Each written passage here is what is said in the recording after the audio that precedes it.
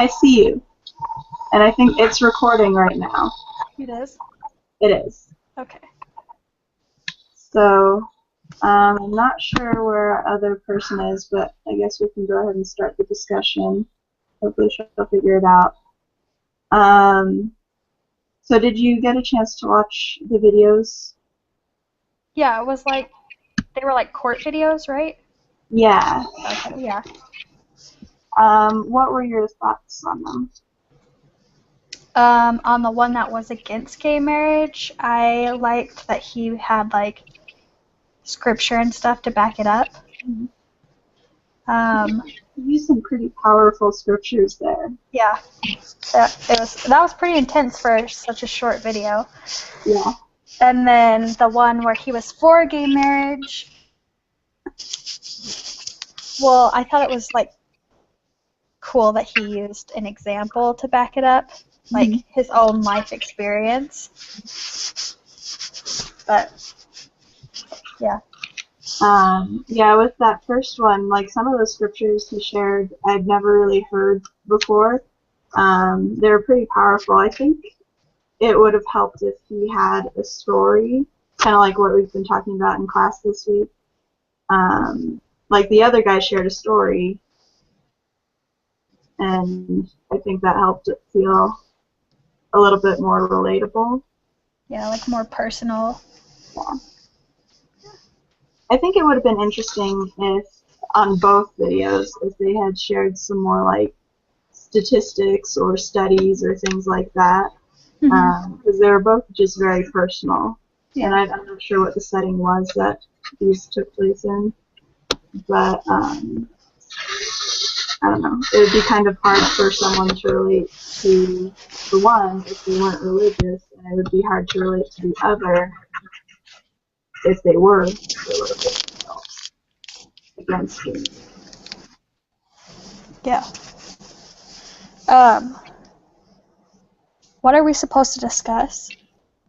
On the page, it just said, like, discuss what principles of effective speaking that you saw in the speech. If you were on the fence when it comes to same-sex marriage, how would you feel after listening to the speech, and what was less effective about his speech? Okay. And talk about that for both videos.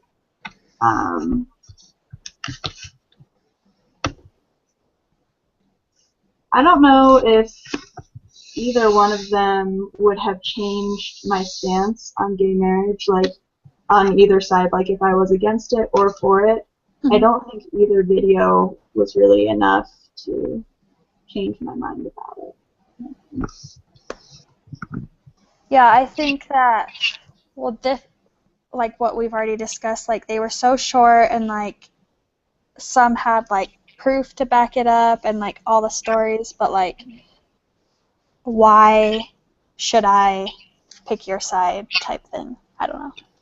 Exactly, and like, I mean, it's easy to explain your side of things. Like, they were explaining themselves very well, but they weren't very convincing, I feel like. Like, why is the other side wrong? Yeah. Yeah.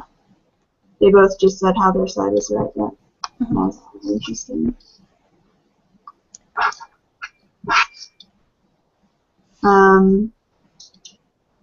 Did you get to? Oh, hold on. I think this might be the other girl calling me. Hello? It is. Yes, I've got Tori and we're able to get into the Hangout. And so we've got it working into where it's recording like it should be. Did you get the last like invite that I sent you? Let me see if I can send it. It would have been to your Gmail again. Let me just send it again and see if you can get it.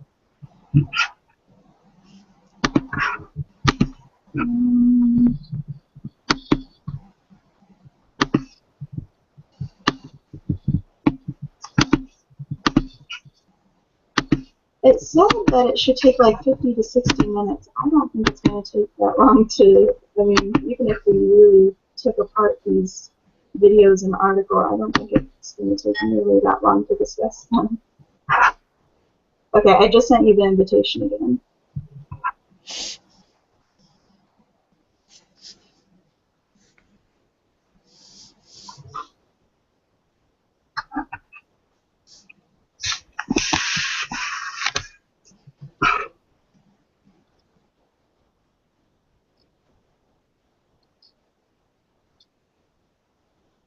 Okay, oh, I see it.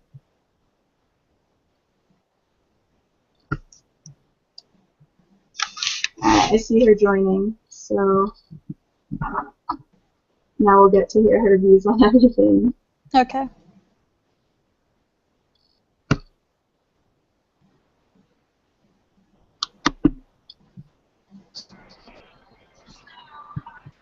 There we are. All right. Taryn, did you get to watch the videos and read the article? Yes, I watched the videos, but I can't find the article to save my life. Okay. I can send you a link to the article if you want to like scan it while we're chatting here. Well, if it's like the same link as like it's on the page, I just like I have the link up. I just don't know where to find it because there's like It didn't work, so see if this link will.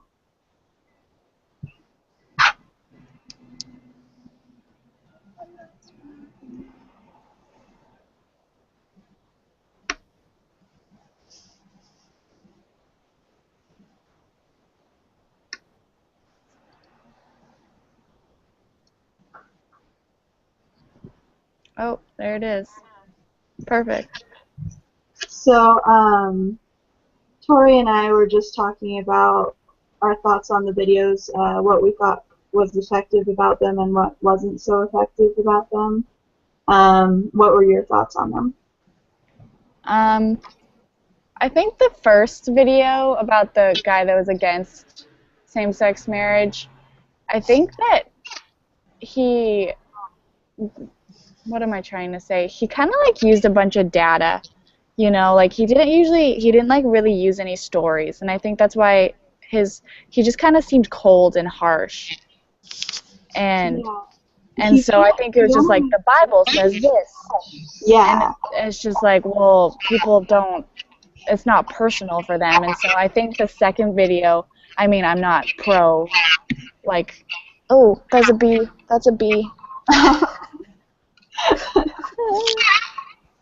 okay, the second video was like more effective, I think, because he used stories of his life that people could relate to, and he used people's like character and stuff. He related to that kind of things, which I mean, I'm not against. I mean, I'm not for families having gay parents, but I think his use of his speech was way better than the other one. Yeah, it was kind of interesting. The one that was against gay marriage, like you said, he didn't really use any stories, and if you weren't religious, his point wouldn't have come across at all. Yeah, that's true. That's very true. You need to have more than just religion play a part in why you believe something, because lots of people don't believe in religion. Yeah. And like for me, I have a hard time coming up with stories that relate to the point I'm trying to make. I'm much better at finding research and things like that. And if that's one of his weaknesses, he should have relied on maybe some more secular research that wasn't quite so just tied up in what the Bible has to say about it. Yeah, that's a very good point.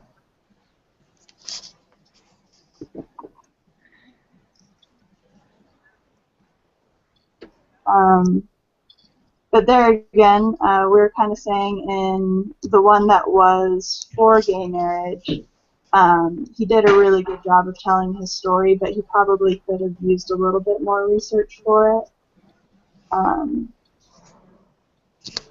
Maybe if like both of them combined, it would be perfect. Yeah, that's true. Because he just had like a bunch of stories. Yeah. He didn't really have anything to like back up. And they really were. It was all just opinions. Like he was raised by two mothers, I think it said. Yeah. Well, and that's just like one story. There could be different experiences with different people. I mean, there's so many experiences of good and bad for parents who aren't gay. So it's kind of, I don't know, a lot of times when people are making the argument for gay marriage, you only hear the good things. Right, that's true. You only hear the good stories. You don't hear about the struggles that gay parents go through. Yeah. Well, I think like every family struggles, and I think that they may be setting themselves up to struggle a little bit more because families are meant to have a mom and a dad. Like there's different roles that the mom plays, and there's different roles that the dad plays that the other people can't, like, they can't replace that with, you know, another mom or just another dad. And so I think it's kind of hard, and I think it's going to be harder for those families. Yeah. Another question it asked on the discussion board, you know, suggesting that we discuss, was if you were on the fence about gay marriage, would either video have swayed you? You think? I think oh, go ahead, Tori. Well, I think that with both of them, it's like everything we've already heard before type thing. So, like, there's nothing new brought to the table. Yeah. I think I'm very, like, persuaded by emotional things. And so, like, when he talked about how his family was, you know, the same as ours, and they just wanted, like, to be treated the same and have the same rights, you know, like, I felt a little bit sad, you know, like, if I was on the fence, I think I would have been like, yeah, I agree with you, you know, because he made it emotional. Yeah. And I kind of agree with Tori, what she said. There wasn't really anything new brought to the table. Like the scriptures that the one guy used were super powerful, and I hadn't necessarily heard those scriptures before, but I have heard that argument before. You know, I know how Christianity or, you know, whatever religion feels about gay marriage. And the same with the other guy, he didn't really bring anything necessarily new to the table. I thought he brought more emotion to the table, and that was kind of persuasive, but at the same time, that's the same argument that people who are pro-gay marriage have been making, is that you can have these normal families with same-sex parents and things like that. Yeah, that's interesting.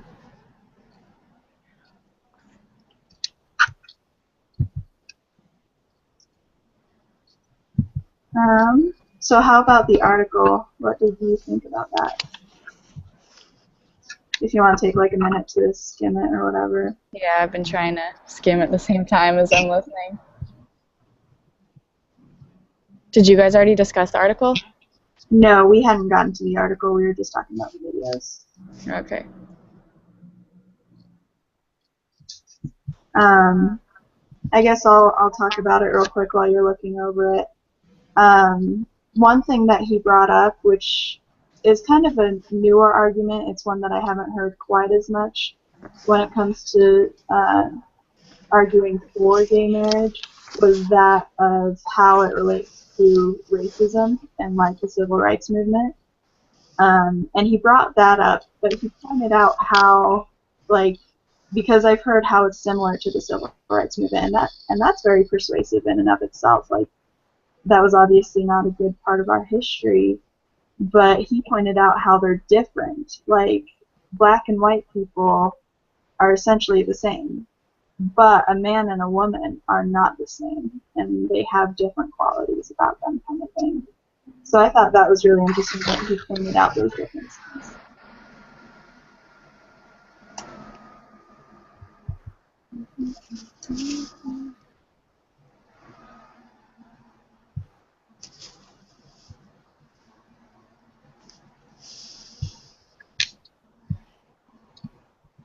Wait, so you're thinking, sorry, I'm just skimming this. So, you think that the racial difference and the sexuality difference is like he's pro? No, he's not for same-sex marriage. Oh, okay, because I was thinking like I think it's kind of true. Like, there's really no difference between a black and a white human being, but there's enormous differences between male and female. And that's like, you know, why men don't play on women's sports teams and women don't play on men's sports teams, and that's why women don't use the men's washroom. And, you know, I think that's so true. And that, like, if we start letting people, like, decide which gender they're going to be, then that can make a lot of people really uncomfortable. Yeah.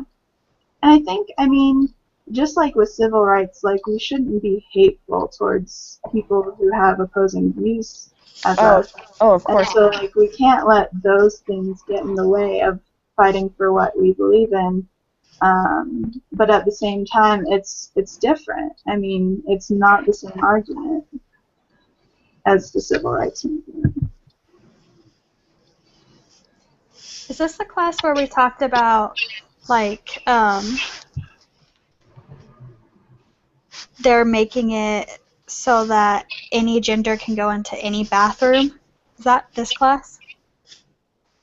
I don't know. I mean, I've heard about that. I'm not sure if it was in this class, but I have heard about that. Oh.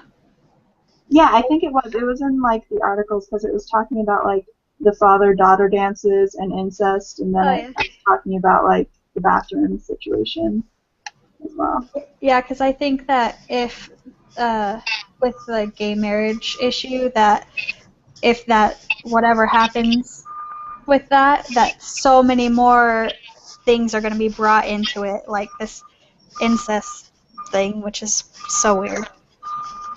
Yeah, it was interesting. The one article she shared by the, like, Hollywood director or some person in Hollywood who said, like, you can't help who you love, kind of thing. And so if you love your, I don't know, it was kind of weird. Like, if you're in love with your brother or sister, that's totally normal, and people shouldn't judge you for that. But it's not normal.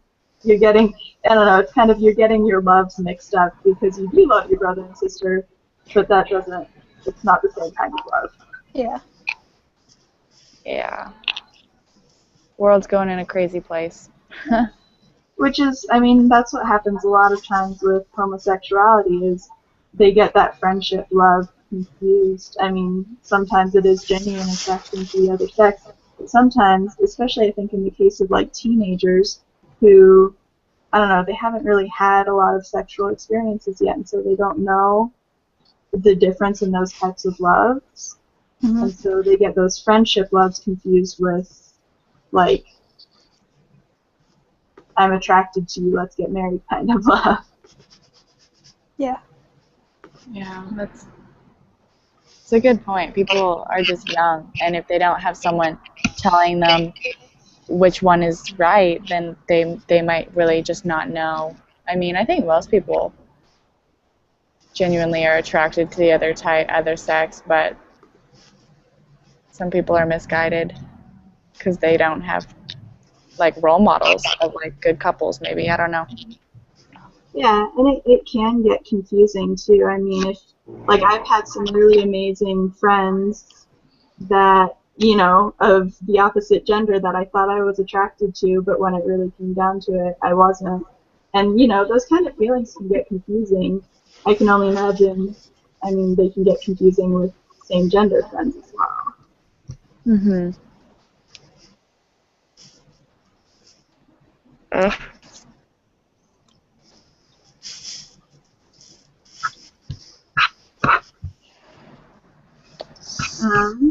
So, what else do we have to talk about? Is this? I think we're just pretty much supposed to talk about what made these things effective and what didn't make them effective, kind of thing. And I feel like we hit that pretty well with the videos, but with the article, did you notice anything that you thought wasn't quite as effective that could have been better?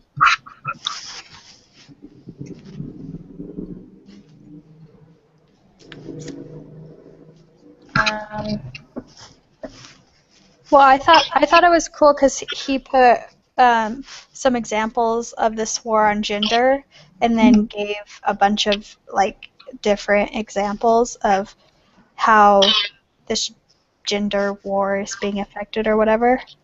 Yeah, how it's really affecting society, like these stories that like you may or may not even hear about, like some of these I didn't even know about, and it is kind of eye-opening. I think he could have maybe hit the other side of things as well. I don't know, he didn't really look at the other side of things at all. And I think addressing that may have made his argument a little bit more strong. Yeah, because I think understanding both sides and having an opinion on both sides, maybe not, well, obviously not agreeing with one, is really important to like just at least understand where the other people are coming from. Yeah. I feel like I can trust a source more when it does show me both sides. I feel like it's not trying to hide anything from me, and it's done its research. You know, it knows both sides, and I feel like you can argue your side a lot more strongly when you do see the point of both sides, kind of thing. Yeah.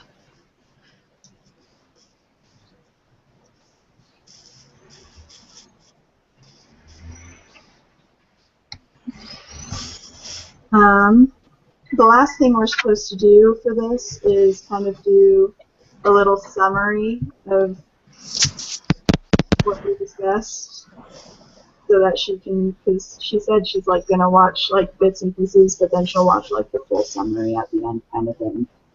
So, do either of you want to summarize what we've talked about? Well, with the videos, we discussed that both had strong points, like one backed it up with scripture and then one backed it up with personal story, but if you put both of those together, then you can reach more people. And then with the article, we talked about how the different examples of things were important, but if he would have explained both sides, that it would be more effective to the people reading. Yeah.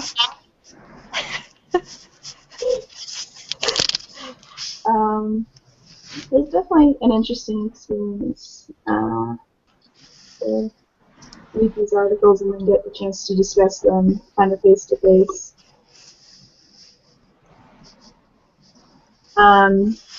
So I think we're going to have to keep doing this throughout the semester. Now we actually know how to make it work. I don't mind setting it up and sending the link to you guys, but what time works best for you? I know we're kind of like the Tuesday morning group, but is there like a time that's better for you? I think 3:30 is good for me. 3:30? I can do that. That would be 2:30 here. Yeah, I could probably do 2:30. Well, 3:30 your time. And if we need to change it around, we can just text each other, but we'll just have to be aware that it's coming up so that we can set this up before last minute kind of thing. Yeah. Be prepared for it. Okay. All right. Well, thank you guys for joining and helping me figure it out, being patient while I tried to figure it out.